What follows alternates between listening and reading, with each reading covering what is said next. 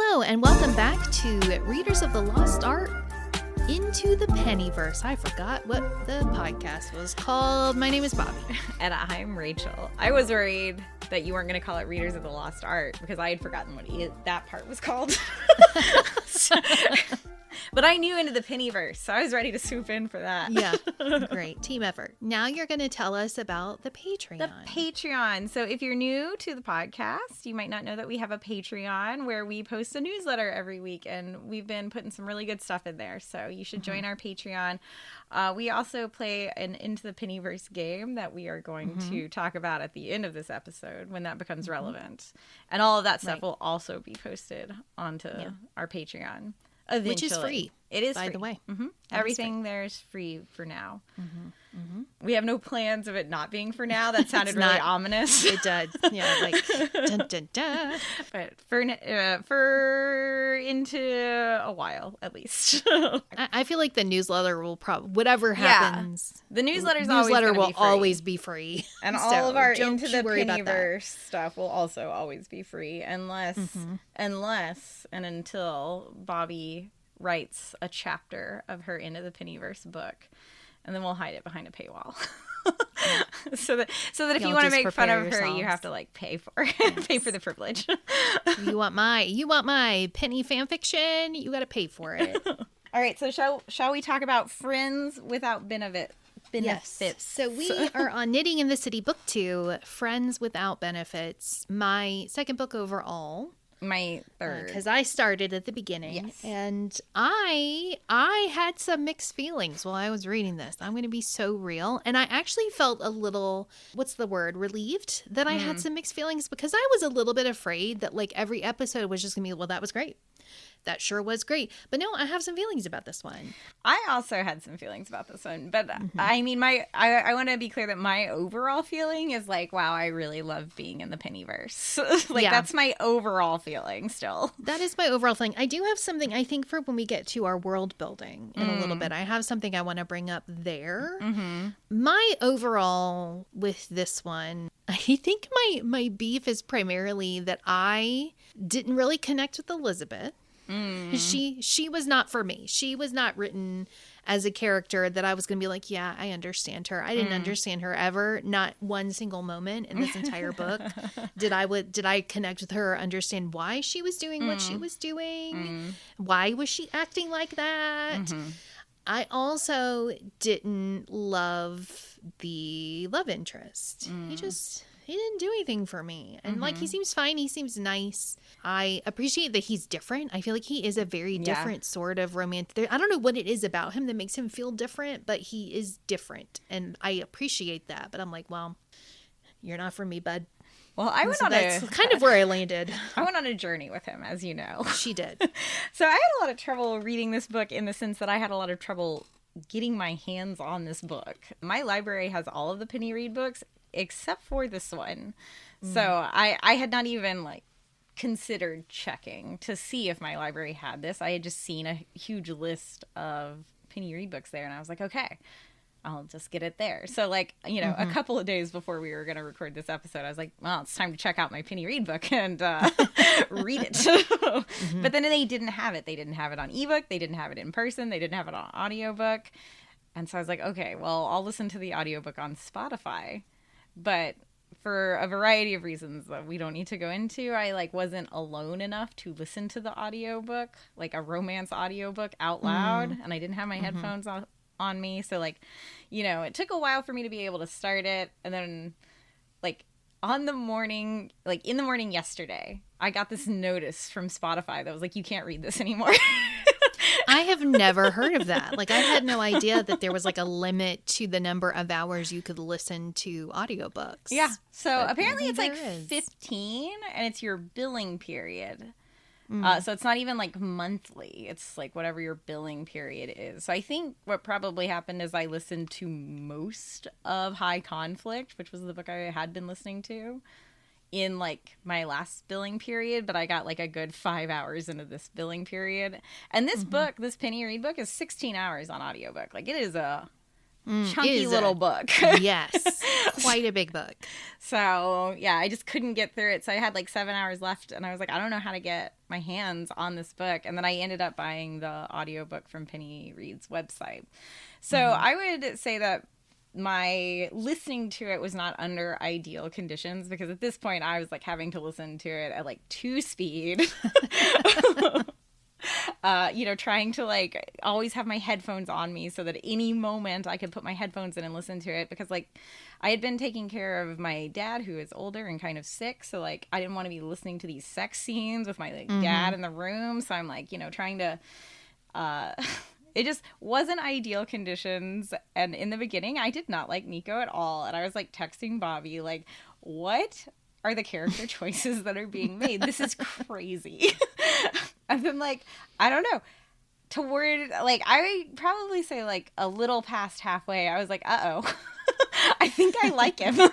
What if I want him? So I really turned a corner on him. I wouldn't say that I would still say the conditions that I listened to this book under were not ideal. I think I would have enjoyed it more if I had been reading it, because Nico's thing, and we'll get into it more when we talk about characters probably, is that he's a comedian. Yeah. But he's not funny. He's not funny. He's not. And Penny Reid is funny, so that was weird. Penny is very funny in sort of like an understated, but she says in the book, she's like, it wasn't what he said, it was the way that he said it, which kind of feels like a cop-out a little bit, but also is very true. Right. Because there are some things that like somebody can say and you look at it on paper and it's like, well, that's not funny. But you hear them say it in the way that they're going to say it. And it's like, okay, that was hilarious. But like, it's just one of those things. Like, it's just, it's hard to convey comedic timing in writing, Yeah. And I was listening to this out loud at 2 speed. So, I'm like hearing the narrator read these jokes that are not funny. And then like people in the book are reacting to it in a way that says that they thought it was funny. And I was just like, what is this? Like, it wasn't vibing for me. I can pinpoint the exact moment that the book turned for me, or the character turned. And it was when Nico admits that he's like always loved her. Apparently what I like is a man who loves a woman. And I don't really care about anything else. Standards are real low. For you, actually. Yeah. So, the fact that he was in love with her and wanted to be with her, I was like, okay, we've turned it around.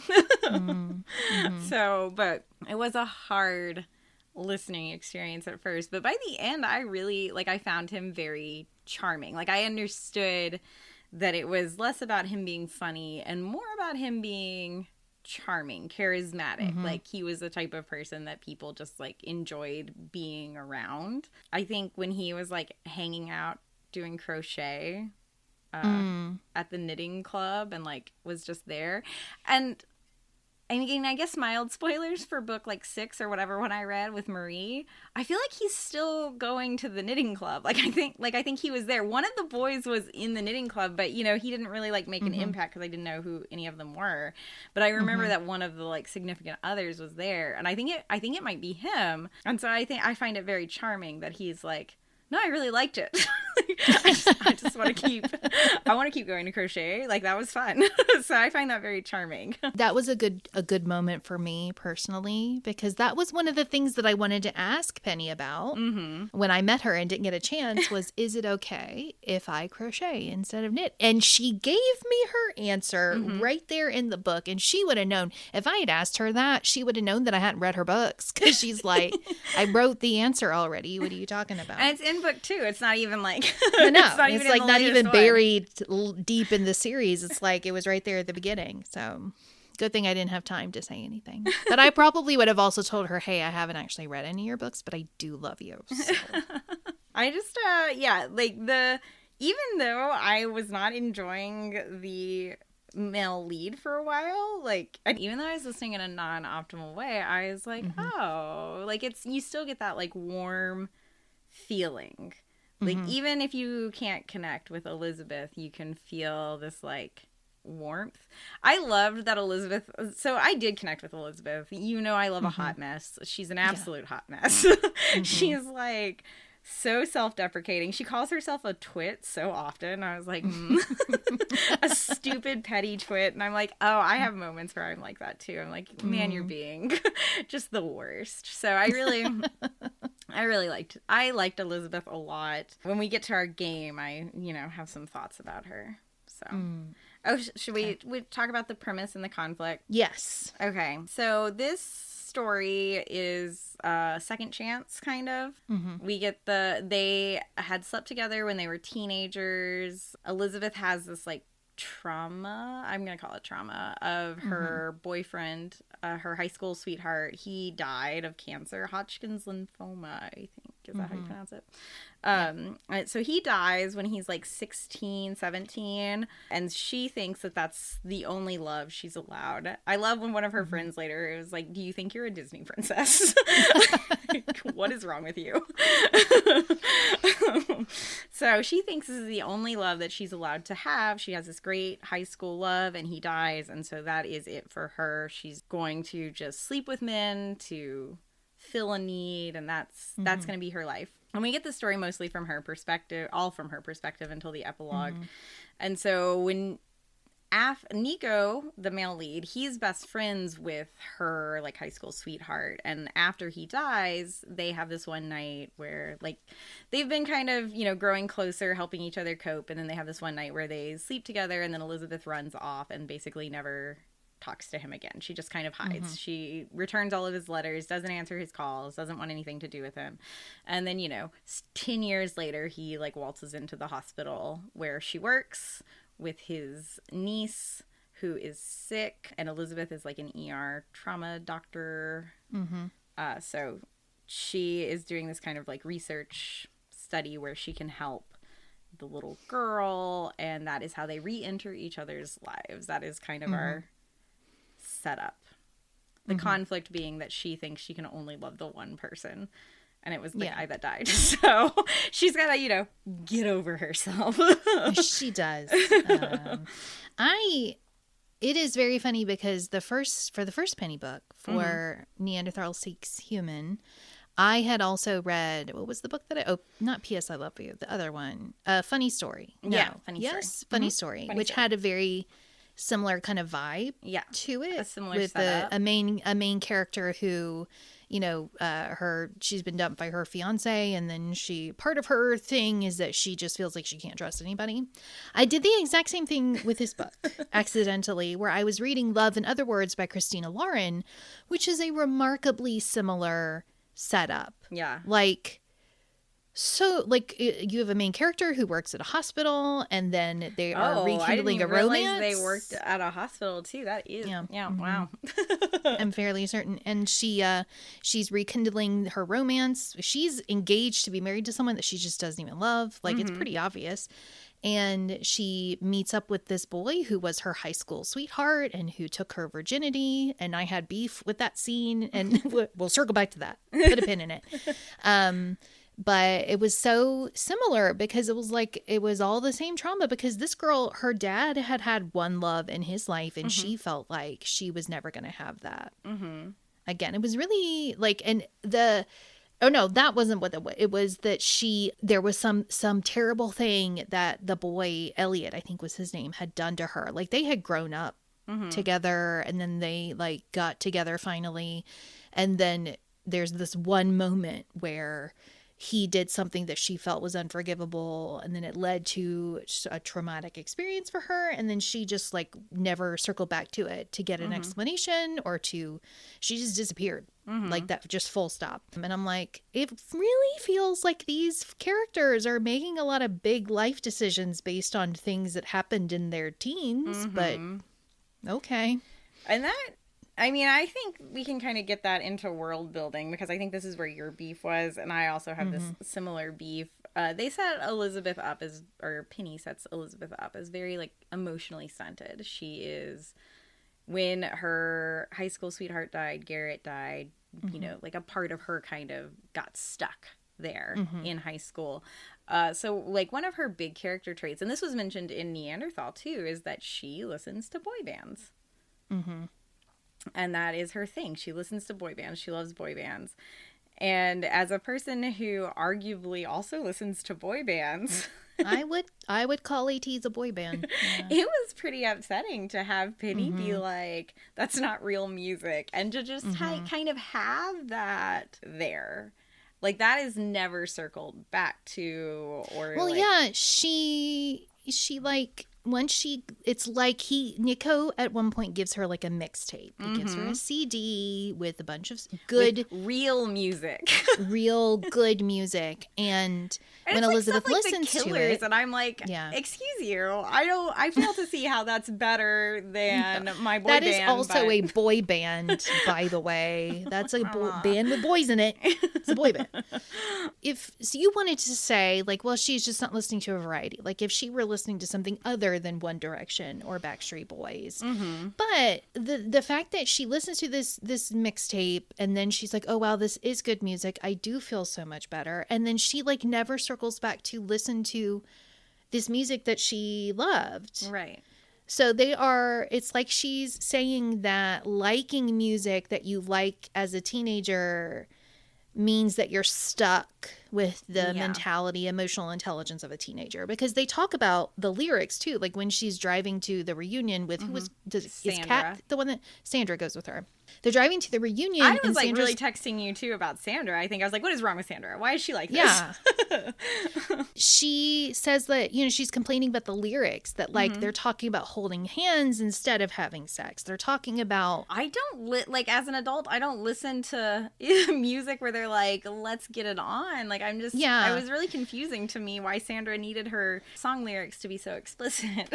Like, yeah, I'm also like, why are we saying that, like... teenagers' emotions aren't real emotions? I was very irritated by that. I feel like I was kind of hoping that it would circle back around to like, she kind of goes back to Backstreet Boys and she's like, now I can just enjoy it because it's fun. Now it's just fun. And that just is what it is. And it's not like I'm trying to hold on to the innocence of my youth or whatever. It's just, this is fun, cheerful, upbeat music, and it makes me feel a certain way. But she doesn't. Like when she starts listening, the only other time she mentions like listening to a specific band, I think she's talking about Radiohead at the very end. She's like, I just want to go listen to Radiohead over and over again. I will say that I felt like I understood what Penny Reid was trying to do. Like, I understood how easy of a like stand-in this boy band was for being a high schooler, like an adult listening to music that we associate with high schoolers. Like, that is a really quick, it paints a picture. But I didn't like that, like you, I didn't like that we never like circled back around to it. Like, I am not emotionally stunted because I listen to ATEEZ, like, right.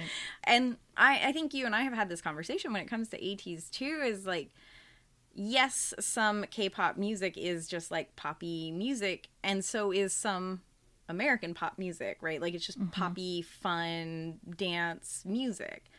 But that doesn't mean that all of it is, and that doesn't mean that there aren't real emotions. Like, listeners, listen to Enough by ATEEZ and tell me that you don't feel something. Because, like, if you don't feel something in your heart, then, like, you are a robot. And that's, like, it's just, like, just because they are a boy band that is marketed to high schoolers doesn't mean that they don't have anything to say that's real. I guess, and I would argue ATEEZ specifically are not being marketed to high schoolers I anymore. would argue that too.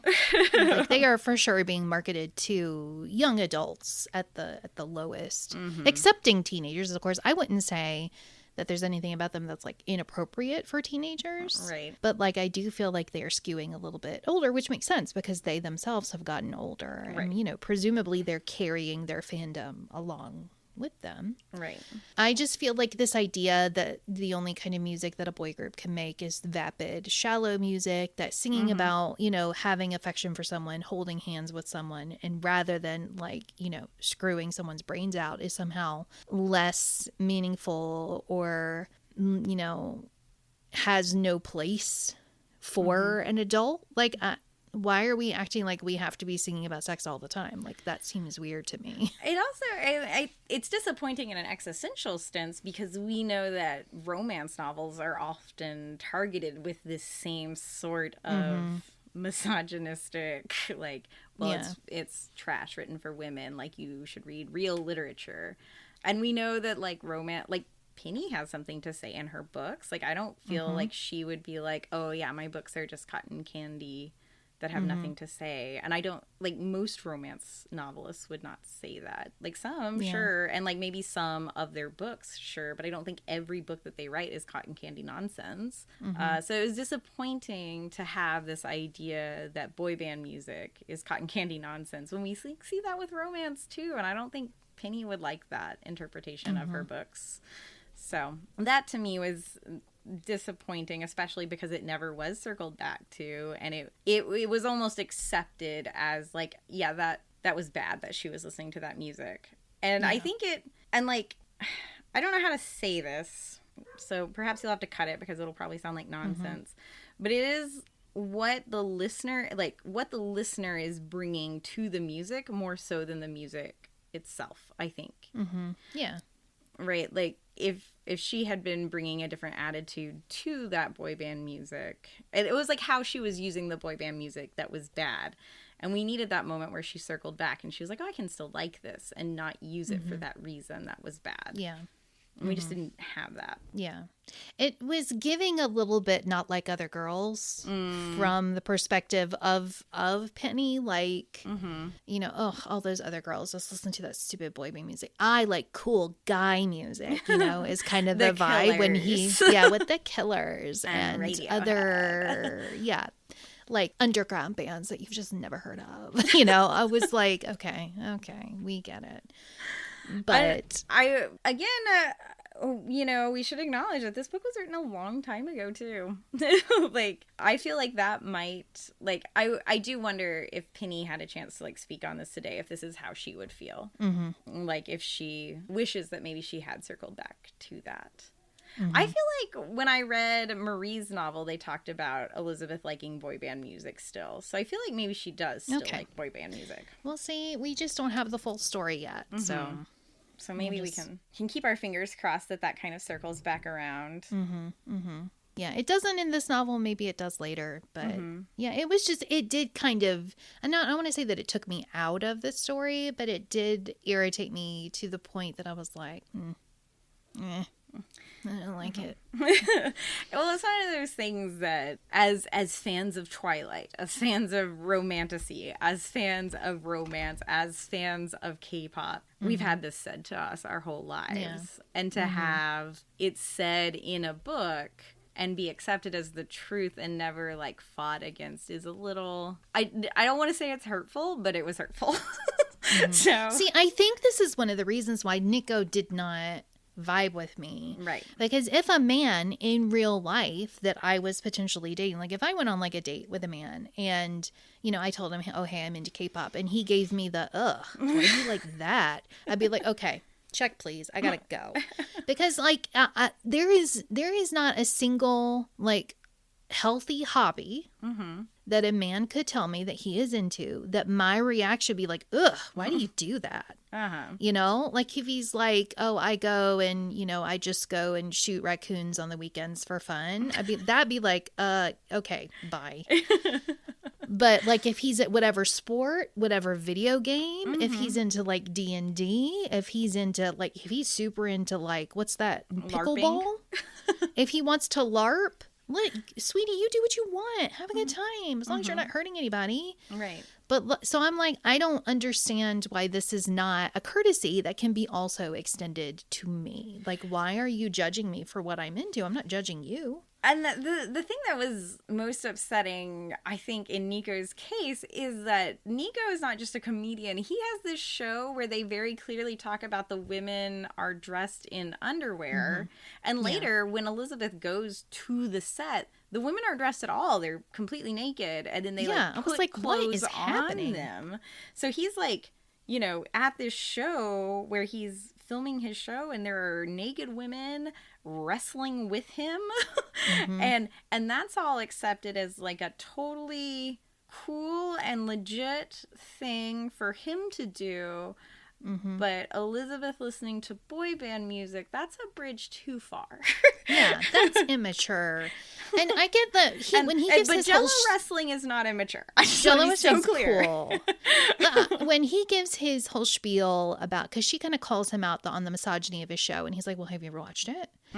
And I was like, okay, that's fair. That's fair. That is fair. She hasn't watched it, so she is making an assumption based on the marketing of the show. And she does talk about how, you know, the marketing is painting it as one thing, but then the show in reality is this other thing. But then they go to the show and I'm like, I don't know that it is the other thing. I think it is the thing that it's marketed as. But she's talking about, he's saying, you know, why aren't we allowed to like appreciate, you know, the beautiful form of a woman? And I'm like... I mean, I did think it was interesting, though. There is a part where Elizabeth just assumes, she says that the girls on set are just bimbos, I believe is what she refers to them as. I liked that part, too. And he got really mad, like legitimately mad. He was like, what are you talking about? Well, he's like, those are my friends. And also all of them have like, you know, graduate degrees. They're all accomplished in whatever their field is. They just wanted to do this. And I'm like, okay, okay.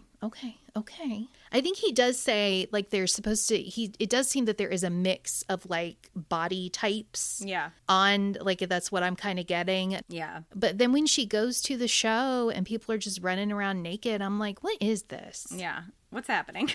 And what's the point of this? Why are we extending the grace to these women to be smart, educated women, to make the educated choice that they want to get naked for this quiz show and wrestle in Jello, and respecting that as a choice and not insulting them for it? But we are insulting Elizabeth for her choice to listen to boy band music. And it's because the women who want to be naked on the quiz show are benefiting men in some way. Right? I don't like it. I don't like that. But there was a lot about Nico that I did like. Like, I did like that he stuck up for those women when she called him bimbos, like that he got offended on their behalf.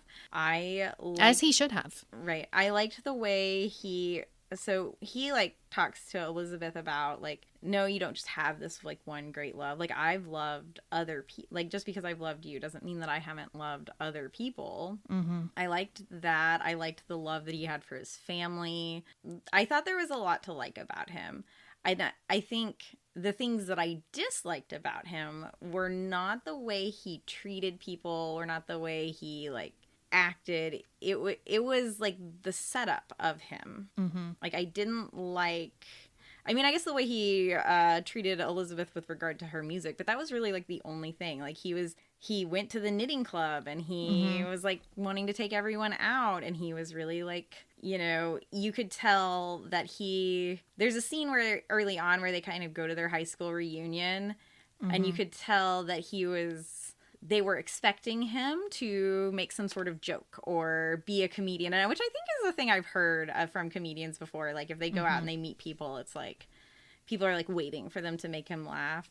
And you could like, in the way Elizabeth describes the scene, you can like see Nico kind of be like, oh, okay, like I have to put on this act and like please these people. So I kind of liked the way all of that was done, like the way he kind of interacted with the world to be able to maintain this persona that he had built up. Like, I liked that. I thought it was interesting. I just didn't like the boy band thing. In addition to the not liking, like telling Elizabeth she's dumb for liking boy bands, there's another thing that he does to her that really irked me, and that is that after they've hooked up for whatever many times, she is getting dressed to go do the treatment. Yeah, I know what you're talking about. And she wants to throw on a t-shirt, and he like won't let her wear the t-shirt. He's like, I want you to wear something more revealing. And I'm like, I'm sorry. Is she not going up to give a treatment to like your 7-year-old niece? Why do you need her to be in lingerie? Like, what? And then Elizabeth like gives in to him, and I'm like, I'm sorry. Was this like a thing where like she's ashamed of her body or something? Because that has not come across at all in any part of this. So I don't understand why now we're trying to kind of shoehorn in this like, he wants her to be more sexy. He wants her to show more skin. And I get it because it kind of connects to what happens at the end. But, like, I don't like it. because I don't want anybody telling me what I can or cannot wear, you know? I feel like he was trying to, or I feel like Penny Reid was trying to set up, and perhaps this was a way to like help explain the show and kind of excuse the show in readers' mind. I feel like she was trying to set up something about like American modesty standards versus like European modesty standards, because he's Italian. His family is Italian. And I think he even has a line that's like, I don't understand why you guys are so weird about being naked. And like, I think that is a thing. I don't know though, because I'm not Italian, but I do think it's more common to have like nude beaches in Europe and like just be less weird about naked bodies than Americans specifically are.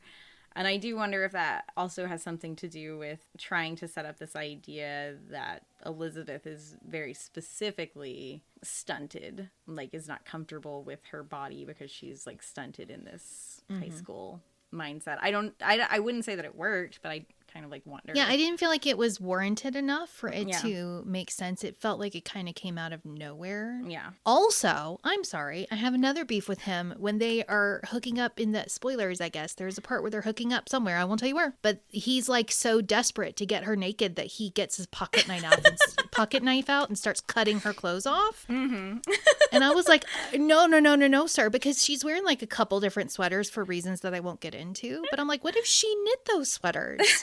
If I had spent hours and hours and hours and like hundreds of dollars on yarn to knit a sweater and some man came at me with a pocket knife, I'm like, I don't care how horny you are at this moment. You can give me 3 seconds to take a sweater off. Like, I was so irritated by that scene. And I think at that point I was like just fully shut down on Nico. I'm like, I've had enough. I don't want to see anymore. And it brought me back at the end because the end was so silly and so chaotic that I was like, okay, we've circled back around. She brought it around. Now it's just silly.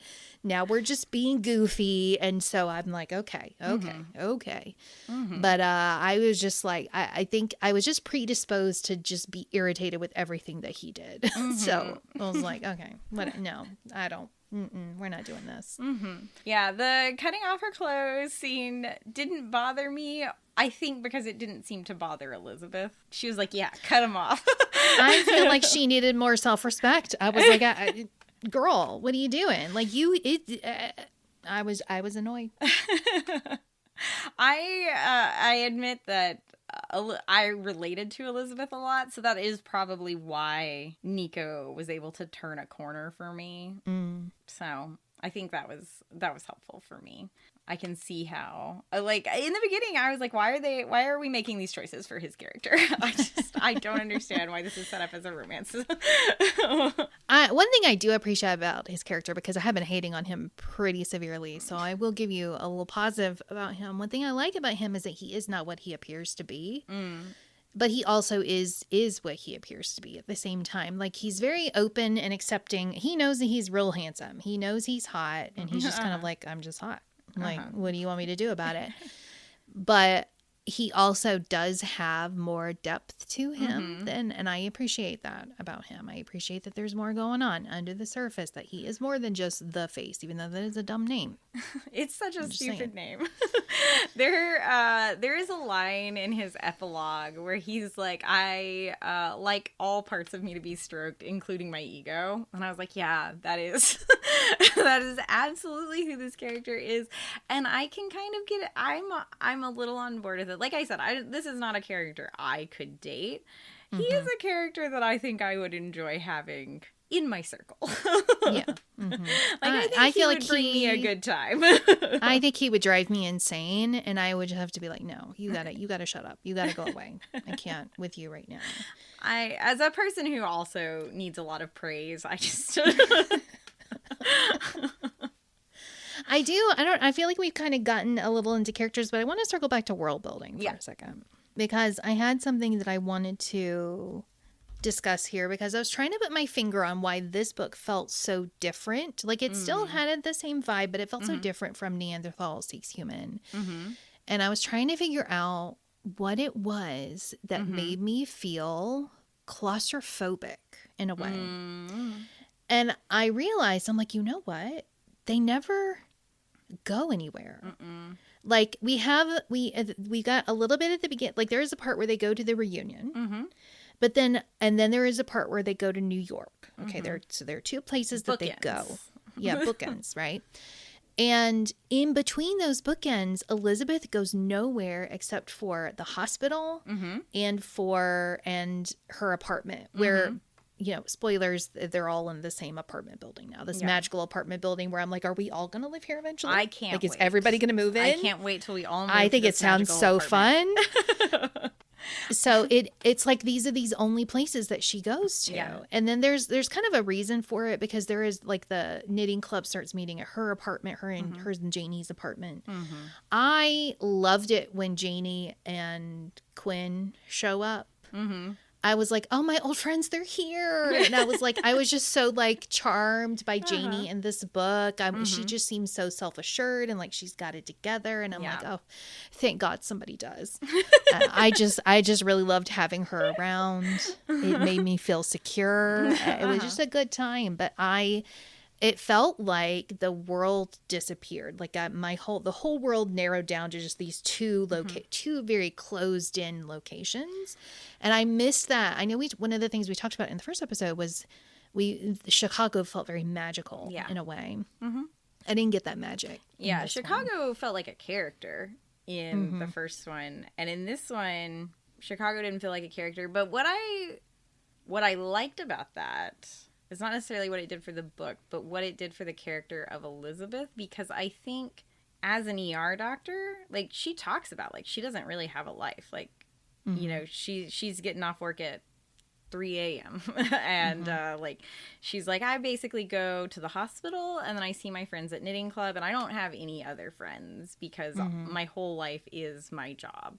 You know, and there's a lot of reasons why her job is so important to her that are built into her character. And so I think this idea that like she's claustrophobic, like I think that's right for her character, that we don't really see much else because that's all she does. Like she doesn't go anywhere. She doesn't go out. And it did feel weird because isn't she the one who takes Janie out in the first book? I think so. So I was like, she feels different. But then I was like, well, Janie is kind of gone now. Janie's not really in her life as much anymore. So it's almost like with Janie gone, she doesn't really have any reason to go out, you know? I don't know how to explain what I'm trying to say, but it's like Janie leaving, and Janie hasn't left. She and Quinn aren't married yet. That's a whole other book that's coming in the future. But she's spending so much time at his apartment that she's rarely home. It feels like every single time that Elizabeth is home, Janie is gone. And so I think that kind of, without putting it so much into words, it's kind of showing how her life has become a little bit more drab since Janie has moved out. Not really moved out because she hasn't moved out, but like since she's been with Quinn all the time, which I think is interesting. I think but it does make the book feel a little bit duller and a little bit more gray and slightly less cozy than the first book to me. I feel like also we have like a second book syndrome situation where it's like much harder for an author to write a second book than it is the first book, and then it kind of like eases out. But because it did feel like this book was heavier, like it still had kind of like a fun fan fiction quality to it. I really liked the beginning when her and Sandra are on this road trip, and it becomes very clear very quickly that Elizabeth has never even tried to get to know anyone else in this knitting club. She's like, Janie is my best friend and I go to this knitting club and that's really all I need. And I think that shows like who she is as a character. Like she's really not trying to get herself out there.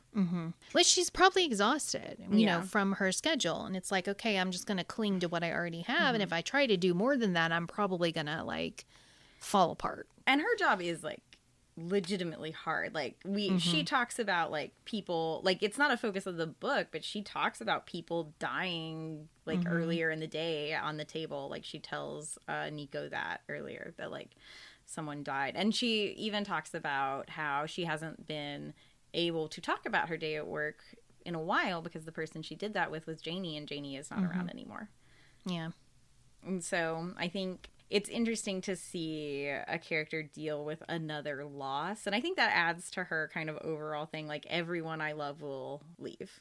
Right. Janie left me too. Yeah, I do think I'll give Nico another prop. He brought good chaos into Elizabeth's life because she needed some good chaos. I think, and I think she might need a character that is chaotic like that, because like what is like, she's not gonna be bringing the chaos. They talk about her like pulling pranks, but she's not really bringing the chaos.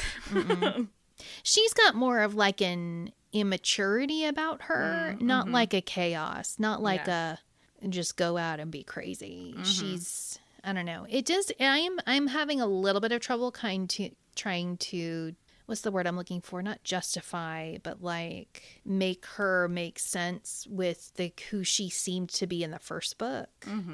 But I guess who she was in the first book was somebody who had a very present best friend.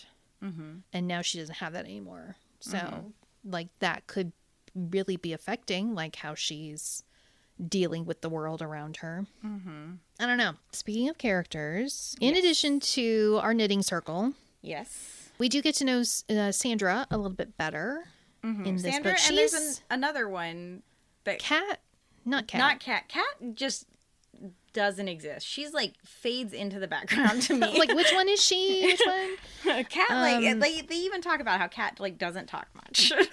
Her name starts with an A. The one I'm thinking of, I think. Not Amanda. Where's my character thing when I need it? Ashley. Ashley. Yes. She works at the hospital too, so she gets several scenes with Elizabeth at the hospital. They're like eating lunch. Okay, so Sandra's the one who says, "Do you think you're a Disney princess?" I love that line. I don't remember. Sandra. Okay, do you know who I always picture Sandra as? I've been sort of trying to cast people in my brain, and I do better with like the side characters, but in Miss Congeniality, the Texas, the Texas Miss America, like with that cute little like button face and the long curly red hair. I know that her hair is not long, but that is the actress that I've cast as Sandra, with that sort of like sassy country Texas vibe. I have been wanting to watch Miss Congeniality, and it is not streaming anywhere. It was on Netflix not too long ago. It's not now. I know, because it's gone now. I hate that. I only watched it because I saw the leaving soon. I was like, I didn't even know it was here. So I watched it immediately. I've like looked it up several times over the past like couple of months. Like, it's got to be somewhere. It's not anywhere for me. It's not. So Ashley's the one. She's the nurse practitioner from Tennessee. Long dark hair and blue eyes. That's Ashley. I liked Ashley a lot. And she's the one that she eats lunch with, right? I'm looking forward to Ashley's book. It's not next. I think Sandra's might be next. I don't know, Sandra's because it does seem like whoever's book is next kind of steps up and takes a little bit more prominent role within the knitting circle. And so I'm like, I feel like Sandra's coming up. Yeah, I think Sandra. But you're telling me it is for sure next. Yeah. I don't even know what book is next. That's for later. And that's for the end of this episode. So between now and then, we'll look it up. You know who also really faded into the background this time was Marie. I'm like, you gun to my head. I couldn't have told you there was a Marie in this group. The only reason Marie sticks out to me is because I read her books. I'm like, oh yeah, there she is. There's a line about her. So Kat is the one that works at Janie's old firm. So she's still there. Maybe I ship her with Carlos. I don't know. Another character, in addition, like outside of the knitting group. Well, we also had Fiona mentioned a couple more times. Yeah, Fiona gets a little bit more face time. She said something in this book, and I forget what it was, that made me like a little bit like choke up a little bit. I was like, oh. But I don't remember what that was. We have a couple doctors. We have like a head doctor kind of situation, but I don't remember his name. But then there are two other doctors. One who is a resident like Elizabeth is, and her name is Meg. Megalomaniac Meg. Yes, and she's just a bitch. Like that's she's the Olivia of this book. Just annoying. And like becomes even more annoying in ways that are surprising. By the end of the story, dangerous. So, and then she's got the Dr. Love interest, something Wit. I'm looking for it. Ken Miles. Dr. Ken Miles. Dr. Ken Miles. It was very funny to me that she calls him Dr. Ken Miles, and he was like, why do you always call me Dr. Ken Miles? And it made me laugh because I'm like, I knew guys in college, and that you had to say their first and last name. Right. Like, you had to. Right. And I don't know what that is. I don't know what that says about somebody, but it just made me laugh. But he's just like... gross. He's real gross. Yeah. And it's hard to kind of put my finger on what's gross about... Well, I guess just the fact that he's very mean to Ashley, who I've decided I like. So he's like, you know, he's like, okay, nurse, you can go back to work. And it's like, okay, calm down. He also calls Elizabeth immature. Yeah, which so did I. But I didn't say it to her face. Not wrong. He's not wrong, but like it's not helpful to say that. That doesn't need to come from him, you know. I think the thing that's bothersome about him saying it is he's like, you're immature, but I want to sleep with you. Yeah. And I need you to grow up so that we can get married. And it's like, okay, hold on. Let's pump the brakes, sir. Yeah. So that was pretty gross. I didn't like Dr. Ken Miles. She also like, I mean, we're not supposed to like him. He like, you know, describes him as picking his nose all the time. And it's like, I'm not, it's confusing why Elizabeth thinks that this is who she should sleep with. But I think that is also like evidence of how small her circle is. Like she's not, she doesn't, this is the guy that's around. He's the most attractive guy that's around. So what's to be done? I think she picks him specifically because she knows that she would never like him. And she's so convinced that she's just using men. Like that's her. She's so sure that that's what she's doing. And it's like, I don't think that is what you're doing. I think that you're just dating. You're just doing regular dating. Actually. Well, that's what Sandra like tells her. And I'm like, oh, that was pretty good. Or no, it was Ashley. Because I think it was over lunch. Ashley was like, and do you see other people while you see them? And she's like, well, no. She's like, I'm sorry. I hate to break it to you, but you've been dating these men. Yeah. And she's like, no, I haven't. Yeah, I thought Elizabeth was very funny. So I liked that. Okay, so Ashley, I feel like there were some more people at the hospital. There's the fancy stalker. So Nico there's has the fancy stalker. And but they call her fancy stalker. She just shows up a couple times. I feel like she was just kind of hardly important, you know, and like she's a little bit of a catalyst for some things that happen, decisions that Elizabeth makes and that sort of thing. But she's just there.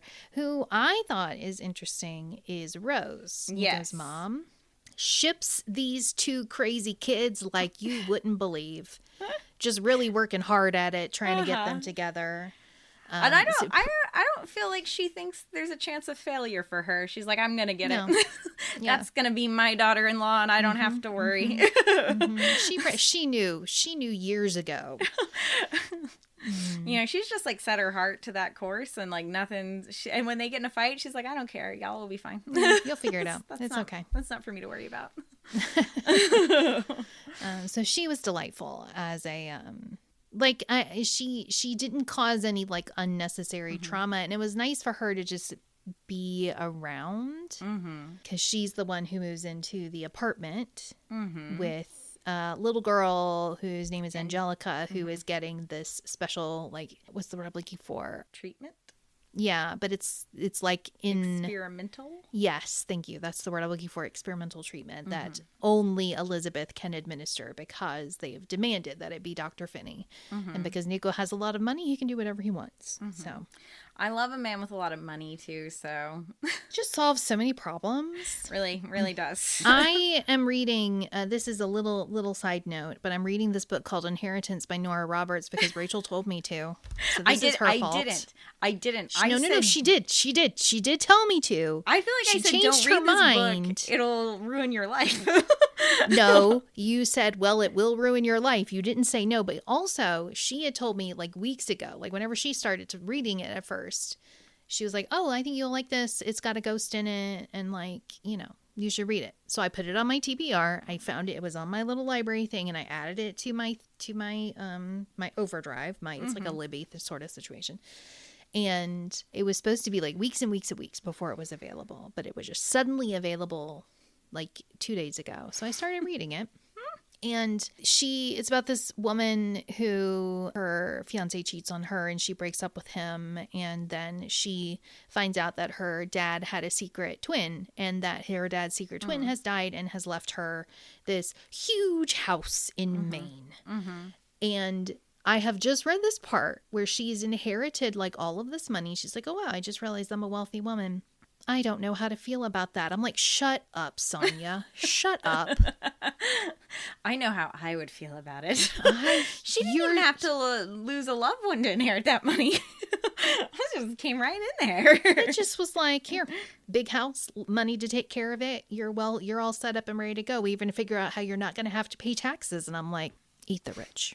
That's all I'm going to say. That's all I'm going to say. So I'm like, yeah, I don't need this. I don't need this from you right now. I don't need it. Well, yeah, so. That has nothing to do with Penny. That's a side note. That's bonus content. Nico also has a lot of money, and he uses it well. So, happy for that. I, living in a capitalist society where I have to think about money, I don't like to read about characters who have to think about money. So, I appreciated that Nico's money solved all problems. Quinn's money also continuing to solve problems into this book. Quinn was back. There was a moment where at the beginning of this book, I'll save it for later. Never mind. Okay. We'll move on. Okay, so what other characters? Angelica, you mentioned. We mentioned Angelica. She's kind of just a symbolic sick child. She doesn't really have a personality. It's just sort of that Tiny Tim vibe, sickly but good heart. So great, wonderful, and perfect. Garrett is not really a character, but he's the high school sweetheart. Oh, I was like, who is Garrett? Yeah, because he's never on the page. He's just mentioned so often that I felt like we should throw his name out. But yeah, like he doesn't have any personality traits, really. Yeah, we don't know anything about him. The only thing we need to know is that Elizabeth loved him when she was 15.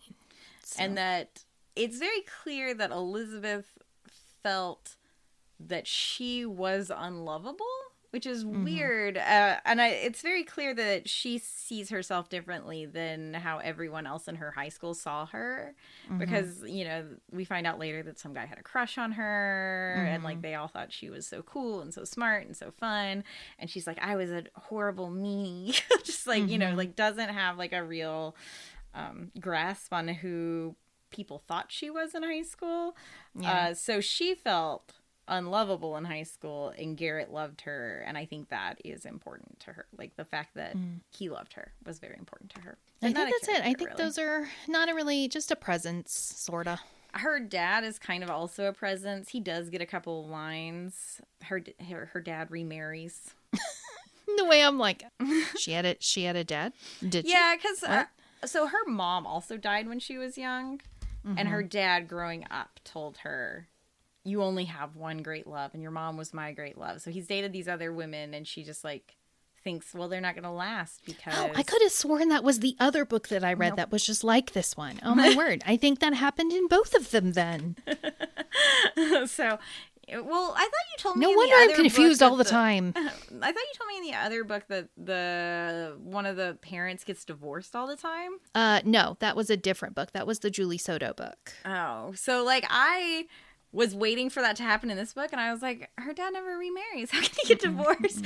And so like it just never happened, and I was like, that must have been a different book she was talking about. Book, yeah. That's the Forget Me Not book. Thank you. In the Love and Other Words, both of them, their mothers have died, and they're being raised by their fathers. And in Love and Other Words, her father does not. Both fathers are like, this was my one great, true, perfect love. Yeah. And in Love and Other Words, her father does not get remarried. Yes.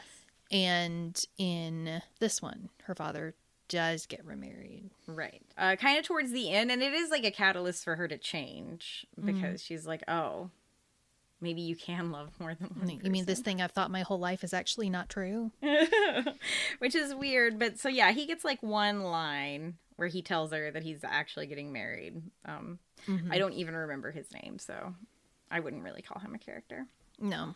Okay. I feel like that everybody else is just sort of incidental. Just kind of there a little bit.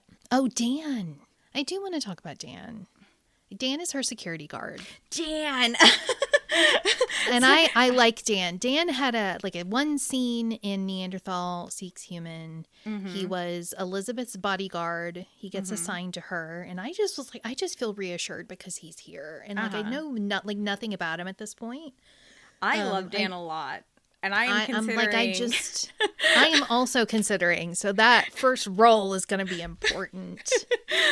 I think Dan feels very good. He gets in like a little fight with Elizabeth at the end, and your heart just blooms. Like he's so... Dan. Dan. I like him a lot. I like him a lot too. I have a thought for him. I guess speaking of... It's time? So let's go over what our Pennyverse game is in case this is someone's first episode, which would be crazy, but That's a choice, but welcome. I read the 5th book first, so if you watch or listen to the 2nd episode first, we're the same. Okay, so we are building our rom-com with us as the main character, and we are picking all of the characters for our rom-com from the Pennyverse novels. So each novel, we get to pick one character to bring with us on our journey. And we kind of were talking about this earlier today, that we've discovered that we can't, because we're writing it as we go. Right. We're writing as we go. So we are actively, today we're going to, we should probably update our first chapters first before we get into picking our new characters. Yeah, we'll explain what the game is, and then we'll go over what our chapters are, because those are set in stone, and then we'll play the game. So each book we pick a new character, and then we have to add them to our story. We're using a 20-chapter plot, which is basically the hero's journey. It's not super in detailed. It's just, it's just a normal thing to help us kind of move along with our story. We get to pick a character each book, and we can't pick the same character ever, even if they're like from a different book. So if Bobby took Quinn last time, I can't take Quinn this time, even though he appears in this book as well. So those are our kind of limitations. So each episode, when we're going in to pick our character, we get to roll to see who picks their character first. And then we also roll for some chaos for our story. That's what I should have called it instead of spice. It should have just been chaos. I don't even remember what my chaos was last time. I don't know if I did it. Oh, you had to, one of your characters had to reveal a secret in the first chapter. Oh my God. Yeah. Jesus. And that definitely did happen. Yeah. I only have one character. Well, Steven needs to fess up. Okay. Well, that's exciting. Well, I will go ahead and give my chapter 1 synopsis first, so you could be thinking about that secret. Think of Steven's secret. My story is a paranormal romance, or a romantic paranormal story. I think that might be what my vibe is a little bit more. I have 12 characters total, I think. And last week I picked the baddie from the Cypher security offices, Miss Olivia, to be my perfect sibling. And so the premise of my story is that this is my turn to inherit the house from some relative of some sort. A very rich relative. You get to be rich. I have decided that they're not actually rich. It's just like a house. It's just like a farmhouse, I think. Okay. And so I've inherited this house. I'm going to go live there. And while I am there, so one of my tropes is found family, and small town. And so one of the things that's going to happen is People are going, they're going to be ghosts, but are they actually ghosts, or are they just like bad wiring, you know? And I am somehow going to get a reputation as a ghost hunter or an exorcist, and people are going to hire me to come get rid of the ghosts from their houses. And somehow it will sort of spin out of control where I become this professional ghost hunter, even though there are never ghosts. I don't know. I haven't worked that out yet, but I can tell you that in the first chapter, we start off, I am living with my sister. Her name is Olivia. We are living in a townhouse, but I am packing up my car to go. And my sister Olivia is like trailing around behind me, complaining about everything because she is getting married. And she's upset that I'm like leaving her at this very important time in her life. And she's, you know, just mad that she's going to have to do all this work and I'm not going to be there to help her out with all of the work that she needs to do. And she's also kind of like, how come you're the one who inherited this like land and this house? And, you know, why is it that I think I've decided that it's coming from like a great uncle or something. Cause I was like, I don't want to start off my book with like being sad about a grandparent's death. It's like someone who is estranged or like distant enough that their death wouldn't really affect me personally, but you know, I'm still related. So like, well, I'll just give it to her. So you know, she's like, you're making a mistake. You're not going to want to live down there. The small town that I'm actually basing it on 2 different places. One is Hopewell, Virginia, which is where my great grandparents used to live. And the other one is Colquitt, Georgia, which if you've been to Colquitt, Georgia, you know,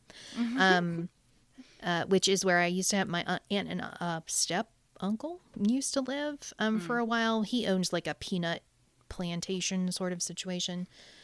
He grew peanuts that they put into Reese's Outrageous bars, and they once took me to like the plant where they made them, and I got one like fresh off of the assembly line, and it was so delicious. Also, interestingly, he used to own one of the original Batmobiles because he used to collect cars. Oh, fun. You know? So I was once adjacent to money. That was nice. Anyway, so I do finally get in my car. I do have a cat. I have given myself a cat because this is supposed to be me, and there is no iteration of me that exists that is not going to have an animal sidekick. Right. I did a lot of research about this because I wanted a very specific looking cat. I'm like, I want a gray, fluffy cat. And so I have decided that my cat is a mixed breed, but part of my cat is a Norwegian.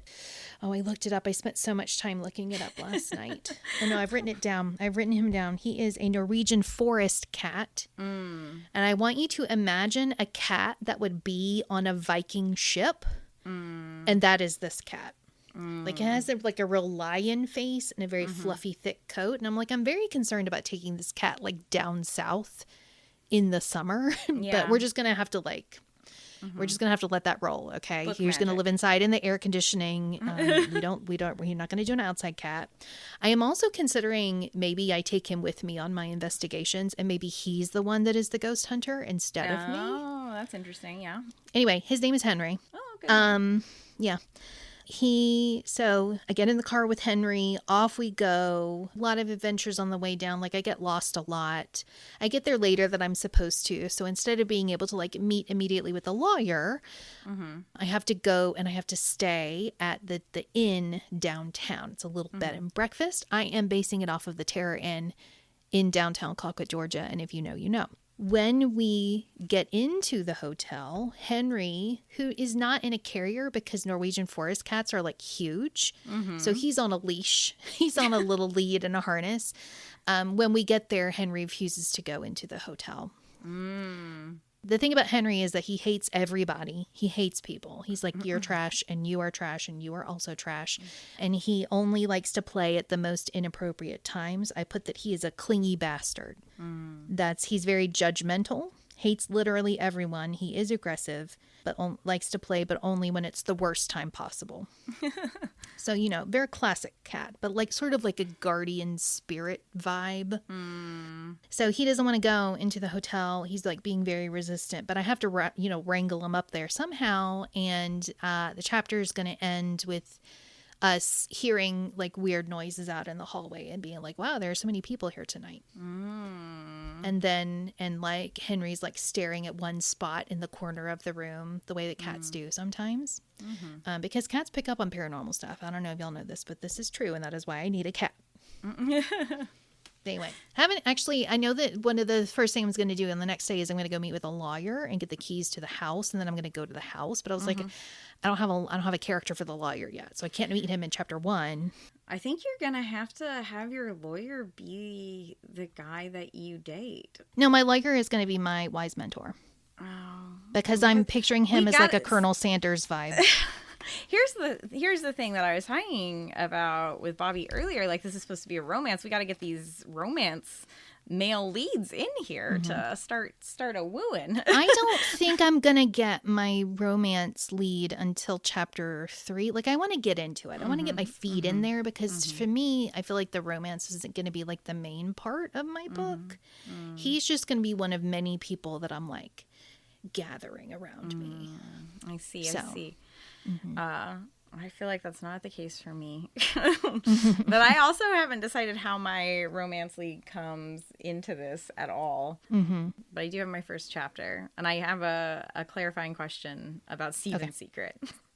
Does Stephen's secret have to be revealed in this chapter, or can I just give Stephen a secret that becomes relevant, like it's relevant in this chapter, but it is revealed later? It says a character reveals a dark secret was your chaos. I'm going to rename this to chaos.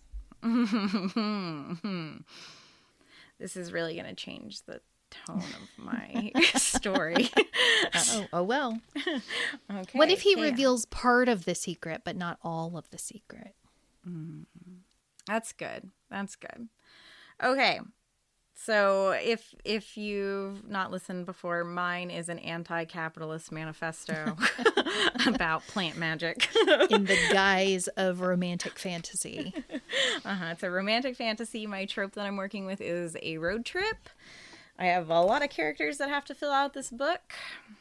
And so, yeah, my pitch is that they have like plant magic that they turn into paints to paint magic into the world, and think like De Beers diamonds. So there's like one company controlling the magic plants, and my setup is that my main character, I own a small independent magic plant store, like a little tiny art store. And so in this like first chapter, she's in her magic plant store. She's having a lot of financial troubles. There are no customers. She has like no community to speak of. She's not like close to anyone in her family. And she's owning this bookstore. Think a little Meg Ryan when you got mail. I was just thinking Little Shop Around the Corner. That's what that is. Yeah. So she's there. She doesn't have any money. She can't order more of the magic plants, so she doesn't know how she's going to keep her store afloat. And she gets this news in this first chapter that big box store, it's coming to town. It's coming to take over plant magic. So Fox Books. she's gotta fight the man. So Stephen is my wise mentor, and he was I guess I'm gonna keep this. He's actually a YouTube star. Okay. And so he's like kind of like a self-help YouTube like personality. So you're doing like a modern kind of urban fantasy. Yeah. Okay. I was thinking like, because I'm like Fey Realms and whatever. So YouTube really threw me off. I was like, oh, okay. I mean, we can call it like Magic Tube or something. It doesn't have to be YouTube. But yeah, so he's like, she doesn't know him personally, but she's like a huge fan of his. She like is always listening to him.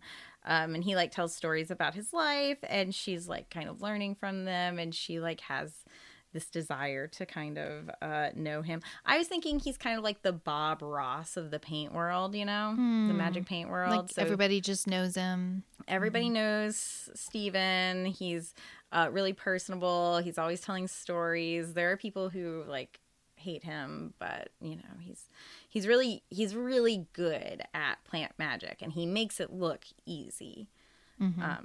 Even when it's not. He makes it seem like everyone can do it. So his secret is going to be that he actually owns De Beers. Oh. So he is the one controlling the paint magic. So that's going to be his secret. I guess for the first chapter, like the part that can come out, maybe she's like, you know, on some like fan blogs or something, like some Reddit articles, like some Reddit threads, and some like a conspiracy is posted about him, and she like reads it and she's like, oh, that's so stupid.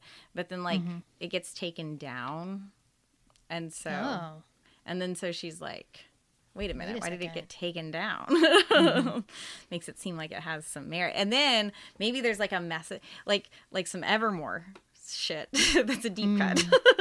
So this gets taken down, and then the person who kind of like posted it and it got taken down, they like put some screenshots about like the messages they were sent about this. And so then she starts like, wait a minute, is it real? And so, you know, her wise mentor starts to fall from grace. So that's my kind of first chapter. What she wants is to save her store. Like, that's what's clear from this chapter. She wants to save her store. She has no money. She has no resources. And this store, this big magic store, they're coming to town. It was announced on the news that they were moving into near this town where she lives. Okay. That's my first chapter. All right. Less details than your first chapter, but that tends to be how I write. So, yeah. Listen, I was deep in the research last night. I was like spent hours just like looking at cats, trying to pick out the cat that I want that doesn't affect the plot at all, but it was very important to me. When I think about like writing, I'm always just like, okay, what is the main thing that I want to get across in this chapter? And the main thing I want to get across in this chapter is that she is poor. Her store is, she wants to save her store, and she's a huge fan of Steven. He like inspires her to have this store, but now she's worried. So I think the conspiracy theory that she reads is going to be about the location of this mine, this magic mine, and like where, and that like Steven owns the land. Do you remember do you remember when, so we used to be big on the ATEEZ subreddits, and at one point we moderated the ATEEZ media subreddit because there was this conspiracy theory posted about ATEEZ. I would not even call it a conspiracy theory. No, they weren't even Satanists. They were like alien lizard people. It was lizard people. ATEEZ were alien lizard people. And so Bobby was so upset by this. I was so mad that she took over the subreddit. I did do that. And I'm still trying to figure out how I got shadow banned from that, because I got shadow banned right after, right? Quick Reddit lore time. So somebody posts this insane post on this dead sub and doesn't get taken down for like days and days and days. Finally, because the sub is dead. Yeah, we're all reporting it. Finally, the mod shows up and does their thing, gets rid of the post. I am looking to figure out, how can you take over a sub? What do you do? So there's this rigmarole that you go through. You go on a certain other sub and you make like a formal request. And I sent a message to the moderator of the dead sub. I was like, hey, you're not doing anything. Give it to me. And she was actually super nice and was like, yeah, sure. Great. Here you go. And then, I don't want this. Yeah. And so we took it over. And then as soon as we took it over, it had been affiliated with another ATEEZ sub. There's all this drama. It had been affiliated with the original ATEEZ sub. And so Rachel sent a message to the mod of the original ATEEZ sub and was just like, hey, we have media now. It's ours. And right after that, I got shadow banned. As did I. You didn't get shadow banned that time. That happened to you back in like months and months before. That's right. So One theory about like how you can get shadow banned, this is so off topic, is that you can, like, if someone deletes, like if a moderator deletes a lot of your posts one right after the other, that Reddit will flag you as a bot. And when I opened an ATEEZ subreddit with some other people, my posts were deleted from a different ATEEZ subreddit, and so like all of us were shadow banned because all of our posts were deleted, just, you know, all at the same time, as if we were bots. A mass deletion. Yeah, so I got shadow banned for a couple of days. I did get my account back. Yeah, I got mine back too. And the thing I couldn't figure out, because I had this one like really popular comment on the original sub, not even like a post, a comment that somebody had asked about the ATEEZ lore and what do you think the timeline is. So I just got in like, here's what I think, blah, blah, blah, blah, blah, you know, it was really long. And that had hundreds and hundreds of upvotes. I for like a year or so afterwards would get like comments on it and people asking questions. Yeah. And I just like a couple months ago got somebody replying to that comment. Like, what do you think now? I'm like, I haven't been on Reddit for like 2 years, so I don't think anything at all. So I just didn't answer it. But yeah, so that's Reddit lore corner. Why were we talking about that? Why did we circle here? Because of the Steven is a lizard person. Yeah. So anyways, there's something posted about Steven, and for some reason it catches for me, Rachel, and I'm like, I gotta get in here and find out if this is true. And if it's that he owns the land where this kind of magic mine is, I think that sets us up to road trip out there. So it will probably be that. So she's searching for the truth. She's trying to figure out, and is her plan to like expose him? If it's true. Okay. Maybe she's going to prove that it's not. But also she's going to save her store. So she's going to go and find a way into this magic mine. She's committed to stealing the magic plants. So she's fine with that. So that's going to be her plan. I mean, it's going to be developed, like, right, this is an inkling of a plan now. She won't make the decision to do this until chapter 5 because that's how the 20 chapter plot works. So it's just an inkling of a plan. We'll have a little typed summary of these stories that will be posted on Patreon. So enjoy for everyone. You're going to have to remind me to do that. Are you going to roll, or do you want me to pull up? Oh, I can roll. I'm hearing my banging dice. What do I roll? D20. A D20. An 18. That's you. That's me. I get to go first. You're like, revenge. Because last week we did bicker. Oh, we didn't bicker, but I did steal Olivia from her. Yeah. So I've thought about this a lot. I've really been thinking. I was gonna talk about this earlier and I held it. So I do want Nico. I don't want him today.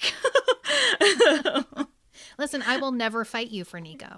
I will never fight you for it. I feel pretty strongly that I need to get my romantic hero in here in chapter 2. And so I've got to make a big choice today. You do. I need to pick my romantic hero because with the way we've set up this game, I can't introduce a character until I've picked them. And so if I want my romantic hero to come in now. I do think we can fudge that a little bit though. Because like if we're adding a character every single week and we've got like a 20 chapter plot situation going on, it'd be very strange for us to be introducing a brand new character in chapter 20, you know? Maybe I should have saved my wise mentor for chapter 20. Unless it's like, you know, somebody. So I think that we can be kind of writing them a little bit, and then we can, because we can write a character before we cast a character. Like that's how it works in the movies. You know. Okay. I just feel like maybe we would go about a little backwards, maybe because like right now for romantic leads I have very few options. I have Quinn, I have Nico, who I do want, but I do not want as a romantic lead. No. I don't think he's not right for me. I bring enough chaos to the table. I don't need more. Quinn I think would be a good romantic lead for me, but I'm just not totally sold on him, you know? Mm-hmm. And so who I'm going to pick is Dan. I hate you. Dan do this to me. Dan is going to be my romantic lead. And I realized that he had 3 lines in this book. 1 line in the last book. Listen, when you know, you know. I like when he had his little joke moment with Elizabeth, I texted Bobby and I was like, listen, I think this is who I'm going to marry. So Dan, he's coming with me. He's coming as my romantic lead. I think is his name O'Malley? Dan O'Malley? Mm-hmm, mm-hmm. Okay. Dan O'Malley. Dan O'Malley and Rachel. It's beautiful. All right, let me just update him on the spreadsheet. Mm-hmm. He now belongs to Rachel. Mm-hmm. Okay. And I don't think we get to his actual book until like book 6 of Knitting in the City. And I think there might be some other books in between. So I'm not going to get a good Dan personality primer for like 10 months. You get to, all I can tell you, what I know from Penny herself is that he does swear a lot. So. I like that in a man. All right. Okay. Listen, I was pretty set. I was pretty set on Dan. I was going to make What was Dan going to be for you? He was going to be my jack of all trades. He was going to be the guy who just does everything, is everything. I was going to have him come and like just help me like with fixing up the house. And then he was just going to be like every time there's a problem at another person's house, we would just call him and he would like, oh, well, I can fix that. Like, oh, there's a hole in the floor, I can fix that. Oh, there's wiring issues, I can fix that. He was going to be my fixer. But can't do that. Okay, Quinn's a good fixer. Janie's a good fixer. Okay, now hold on. Hold on. All right, now let's think. Now, since I don't necessarily have to, I'm gonna just hard say we do not have to have cast a character before we write the character. Okay. So I have a couple of characters that I know are going to show up in my next chapter. I know I need to meet with a lawyer. I know I'm going to need a handyman type of person, somebody who, sometimes like a neighborly sort, somebody who's nearby, possibly somebody who worked for my great-grandfather or great-uncle or whoever has left me this house, right? Someone who already is familiar with the property and whatever. Problem is, I don't have a lot of people who are older that I can pick from for the lawyer because I am picturing someone who is like an older, like I'm picturing like maybe a little bit of a, you know, in... you said Colonel Sanders earlier. I did say Colonel Sanders. That's my visual, but I'm also getting a little bit of the lawyer from Sweet Home Alabama. Like that just Southern gentleman running around in like a linen or a seersucker suit. Yeah. I like that. You know, with a little, like one of those hats, you know. I think that's the vibe, but I don't really have a lot of older people to pick from for that. There is that older doctor, but he's just given me nothing. He's given me nothing. I don't know what to do with him. He had a line the whole time. He does. He does have lines. He has a conversation with Elizabeth about her pranks. At the beginning. At the beginning, yeah. And then he doesn't come back. Okay, so I could do my jack of all trades. But if you do pick the jack of all trades, you have to introduce him in the next chapter, right? Like he has to get introduced in the next chapter or already be introduced. Is that how we're kind of gonna? Okay, no. All right. Throw it all out. Okay. What if I pick Rose and she is the lawyer / wise mentor? Oh. Yeah, because you haven't picked your wise mentor yet. Okay. I like it. I like Rose a lot. I do like Rose. And I don't think, I mean, I don't know, but I don't think she's going to be making a comeback. So, you know, so if like you want need her... to get her now if I want her. Thing with Dan is he could have been picked any time, but not for me. I got him today. No, Why can't I find my list of characters again? It's like I wrote them down and just, yeah. There is the detective, too. Oh, yeah. I forgot about her. Okay, so here's what we're going to do. We're going to do Rose as the lawyer. Mm-hmm. She's going to have taken over from her dad. So her dad was my great uncle's original lawyer, but now she's taken over for him. Mm-hmm. And her dad was Colonel Sanders. Right, except she's Italian, so he's an Italian Colonel Sanders. So she's the wise mentor. Mm-hmm. It's a real hit for me, though. I have my heart set on him for my handyman. I gotta think of my new jack of all trades that we just bring with us everywhere we go. Not Dan. Not Dan. I still think Quinn would be a good jack of all trades. I still think Quinn would have been a good romantic lead. We're just going to have to hope that Dan is. I don't think that Quinn would stoop to jack of all trades work. He would hire somebody to do stuff. He would hire Dan. He would hire Dan to do stuff. He would not do it himself. Quinn, I do have a spot for maybe Quinn or somebody like him. Although I was thinking originally it was going to be a female character, but I'm all full of female characters. I got to get some male energy in here for reasons that I don't understand. But I could potentially bring Quinn in later as the unapproachable idol. To who's coming back to town. Nico would have been a good fit for that because that is literally what he does. He's the unapproachable idol that comes back to town, but I don't like him, so he's not allowed in my book. Nico could be my past enemy. I was just looking at that, he would also work for past enemy. I was gonna have Olivia as my useless boss. That would have been so good, but how can I even have a useless boss? I own the store. Yeah. Can I change useless boss to useless landlord? It's kind of the same vibe, isn't it? I think so. Listen, I don't care. We make the rules. We do whatever we want. Speaking of, it's time for the chaos. Okay. Where it could all go so wrong. Okay. What if Dan dies? I don't even know if that's an option. Let's see. Okay. I guess you roll first because you picked first. All right. And we still use 20, right? Mm-hmm. 11. Oh, okay. This or that 3, which is you must add either a harem or roommates to your story. A harem, huh? Yeah. You can be picking them up as you go. So many love interests. Bring Quinn and Nico in. I didn't have to choose at all. Room for you all. I'm going to have to read a harem story. I'm not even sure I understand how those work.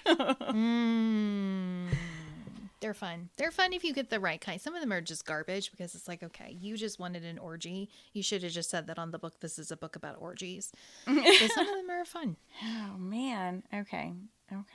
I'm concerned about my useless boss. I don't feel right about it becoming a useless landlord. Like something in my soul feels unsettled. I mean, I guess she could be like the manager and there could be like she thinks of it as her store. And see, I feel like she would have less connection to it. I would be like, it's not your it's not your job. Why isn't your boss doing that? But then the boss is useless, you know. But then it makes me wonder, how did you manage to have a business this whole time? If she's been running it. I feel unsettled. My heart is unsettled. I don't know what to do about it. Well, do you want me to pick my chaos? Pick your chaos and I'll see what my heart says. No, I need you to roll for me unless you want me to pull up my online D20. 5. Okay. A change of heart. One of your character archetypes becomes your nemesis. Well, I mean, I've got so many options. I haven't even met anybody yet. And this has to happen next chapter. Well, okay. I got it. Okay. I don't have anyone to cast for them yet. But I know who's going to begin the pathway to nemesishood in the next chapter. I just have to figure out how to make that happen. I think something we should consider is that these stories are not going to be very good. Okay. I have a question. Mm-hmm. What does roommates mean? Like, does it matter who? Does it mean that the love interest is her roommate? I don't think so. I don't think we specified. Okay, so she just has to have a roommate or a harem. I mean, I feel like that's the thing, is that if it's either a harem or roommates, then that seems to imply that the roommates trope is, and they were roommates, right? Yeah. So it does. So Dan have to is be her love roommate. interest. Dan needs to be her roommate, or she needs to have a million Dans. Okay. Listen, audience. I don't have a problem with a harem. I don't think I can write it. I genuinely don't think I can do it. I don't know what it looks like. I don't know how to do it. I don't know. Listen, your most classic harem, the most classic ones are going to be they're going to come from anime, and you don't like anime, and that's your fault. That's what I'm saying. I don't know that I've ever seen a harem. The most classic anime, harem anime, I would say is Our High School Host Club, which is on Netflix and is one of my favorites because it's so silly and fun.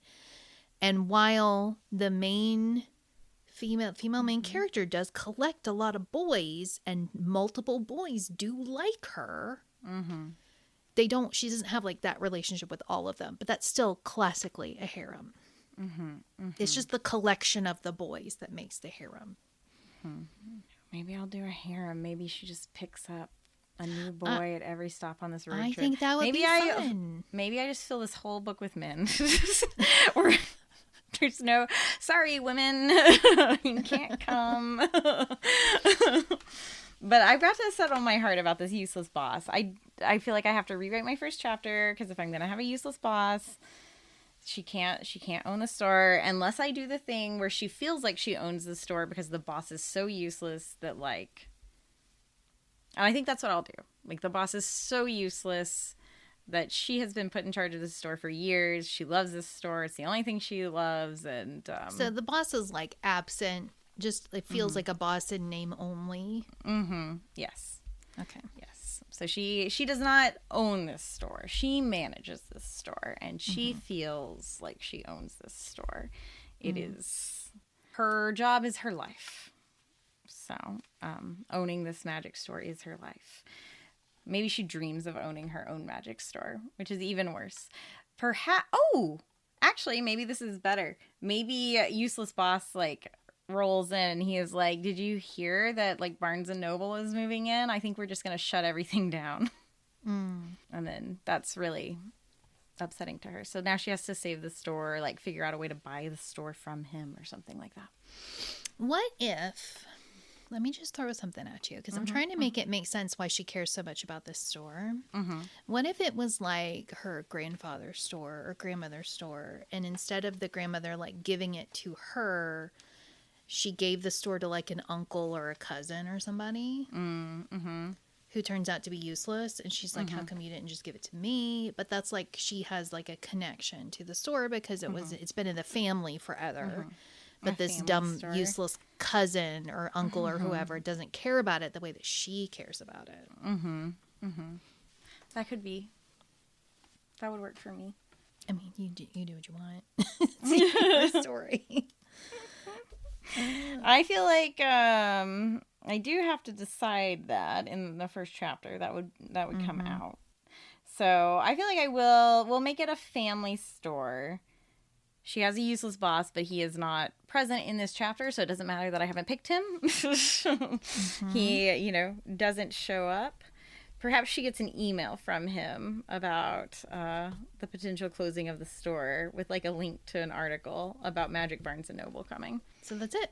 That's it. We got to talk about what we've been reading, and then it's a wrap, right? Okay. What have I been reading? Oh, my word. I forgot about one of my major complaints, but it is tied to something that I have read. So we're going to talk about it now. So if you listen to the first episode of the first official episode of Readers of the Lost Art, we were talking about The Circular Staircase by Mary Roberts Reinhardt. Oh, yeah.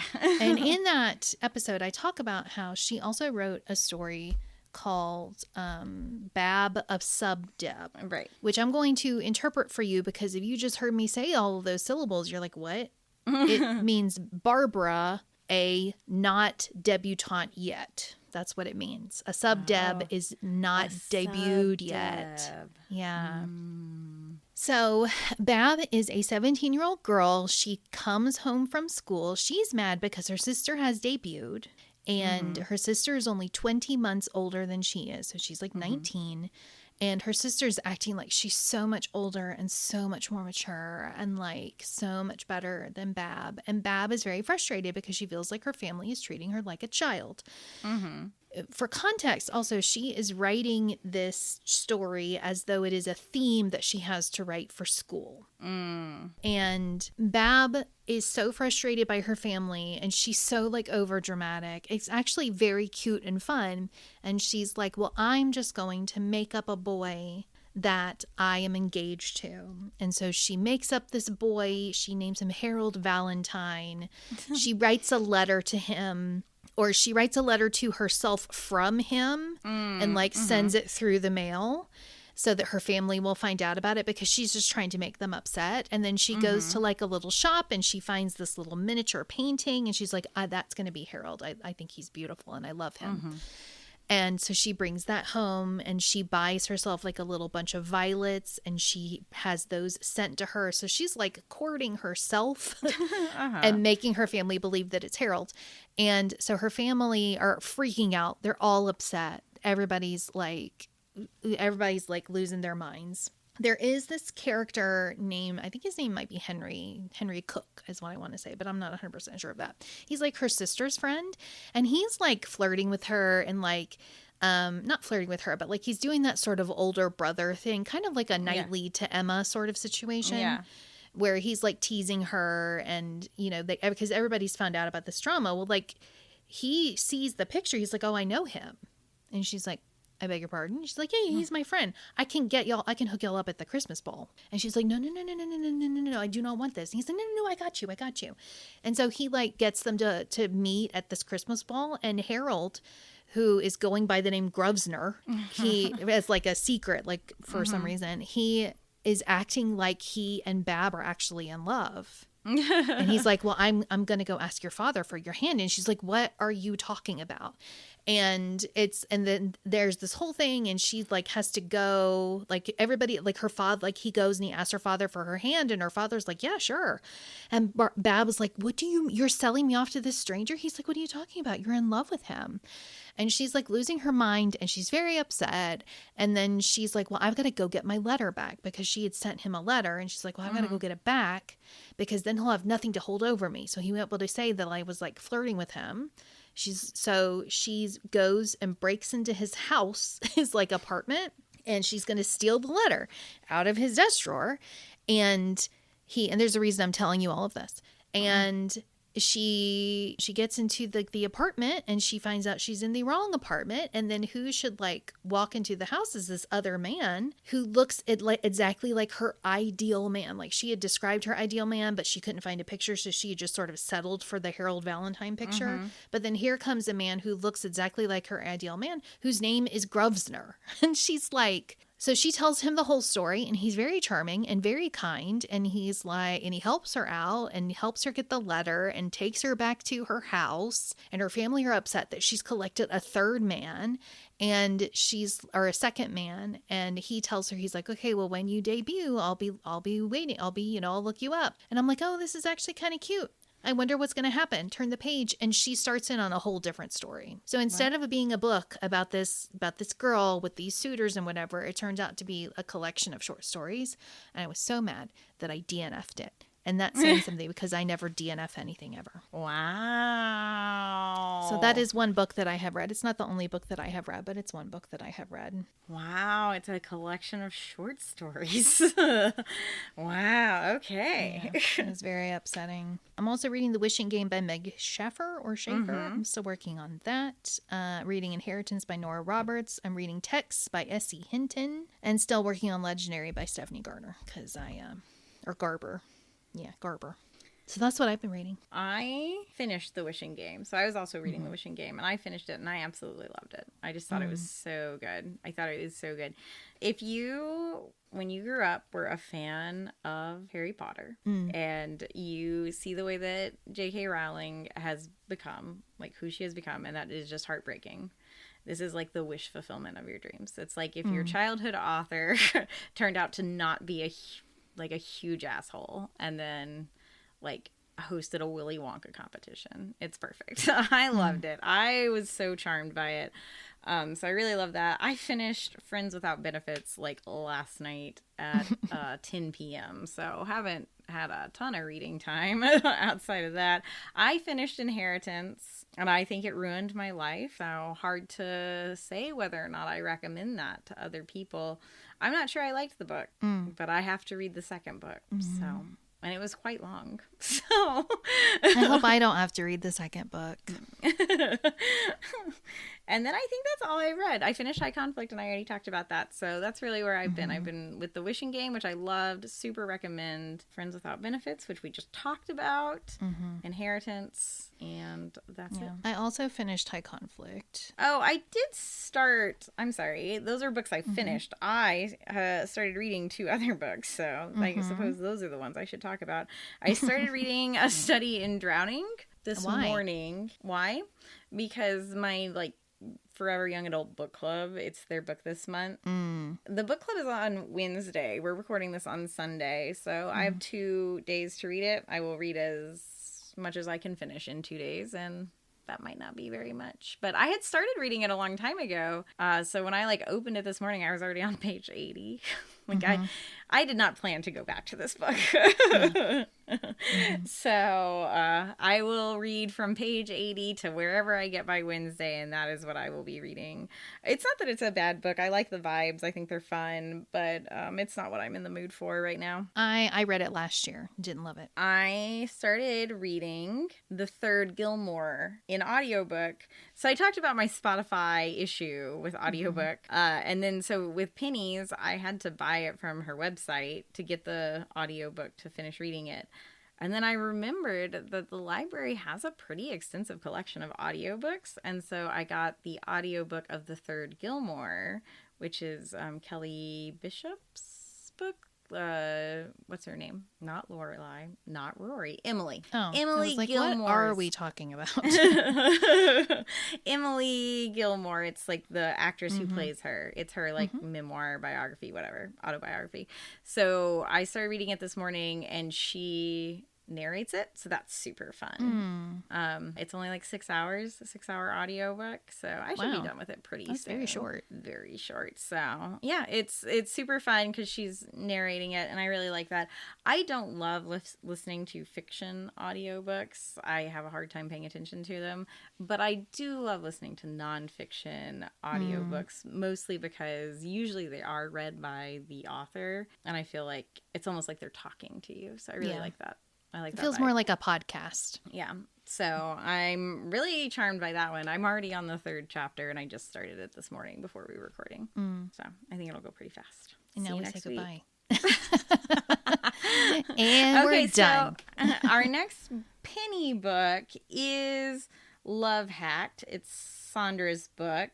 Sandra was hit or miss in this book for me, so I'm interested to see what her book will be like. I think it'll be interesting also to have a main character who is a therapist. Yeah. So I'm looking forward to that. So that episode will be out in the middle of May, not May, because this one will be out in the middle of May. Yeah. Yeah. Time is weird. Yeah, it sure Our is. next Readers of the Lost Art episode will be about The Red House Mystery by A.A. Milne. We'll be going back to the murder because you know how we jump back and forth. And that will be up at the end of May. Yeah. The end of May. And that is our 1920s book. So we're about 30 years into murder. I haven't started it yet. So no word on whether or not it's good. Who can say? We'll let you know. At least we have Penny. All right. Well, stay safe out there, everybody. Maybe we should have an official sign off. One day. Maybe not today. Thank you for joining us today. If you enjoy, please subscribe to the podcast and also leave us a review. If you have any questions for us, you can email us at readersoftheLostArtPod@gmail.com. You can also follow us on Blue Sky at ReadersPod and on Instagram and Threads at ReadersOfTheLostArtPod. If you would like to hear more from us, you can receive our free weekly newsletter by joining our Patreon, Readers of the Lost Art. It will have news, behind-the-scenes content, and our reading books. We'll see you next time. Be the light.